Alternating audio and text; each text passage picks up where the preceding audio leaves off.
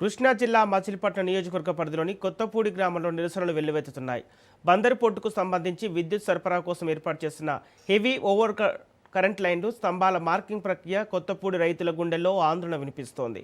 తమకు ముందస్తు సమాచారం ఇవ్వకుండా, కనీసం నోటీసులు కూడా జారీ చేయకుండా పొలాల మధ్య గుండా హై వోల్టేజ్ లైన్ల కోసం మార్కింగ్ చేయడాన్ని నిరసిస్తూ గ్రామ రైతులు పెద్ద ఎత్తున రోడ్డుపైకి వచ్చి తమ నిరసన వ్యక్తం చేశారు. రైతులకు మద్దతుగా వైసీపీ జిల్లా అధ్యక్షుడు పేర్ని నాని నిరసనలో పాల్గొని రైతులతో కలిసి రోడ్డుపై బైఠాయించారు.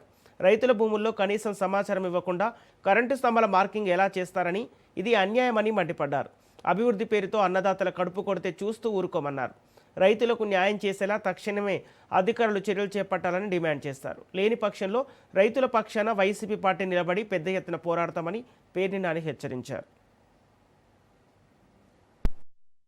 1995 సంవత్సరంలో 94 సంవత్సరంలో ఇక్కడ ఉన్నటువంటి దళిత కుటుంబాలకి, పేదవాళ్ళకి తలకు అరెకరం ప్రభుత్వం పట్టాలు ఇవ్వడం జరిగింది.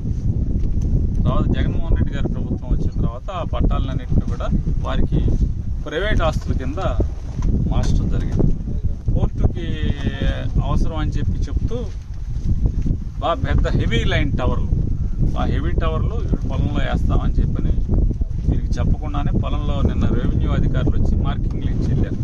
కనీసం తాకట్టు పెట్టుకుంటాకో లేకపోతే ఎవరికి అమ్ముకుంటా కూడా అవకాశం ఉండదు. కాబట్టి ఇప్పుడు అది ప్రైవేట్ ఆస్తిగా మారిపోయింది. కాబట్టి వారి ఇష్టారాజ్యంగా కరెంటు డిపార్ట్మెంట్ వాళ్ళు, పోర్ట్ వాళ్ళు కలిసి వీళ్ళ మీద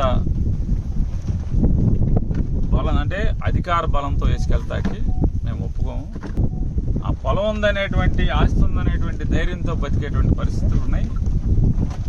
అది ధైర్యంగా బతుకుతున్నాం. ఆ ఆస్తిని చూసి ఇవాళ దాన్ని నిర్వీర్యం చేసి, అది ఎందుకు పనికిరాదని నిర్వీర్యం చేసే పరిస్థితి వస్తే, దాన్ని విలువ లేకుండా చేస్తే మేము ఇక ఆత్మహత్య మించి మరో శరణ్యం లేదని చెప్పినది వాళ్ళందరికీ వాదన.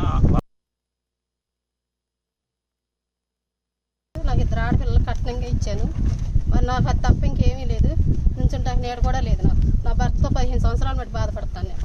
నా పిల్లలని 2 నా ఇంటికి పంపించేదారు. నా ఇల్లు అదే కట్నం కింద ఇచ్చారు.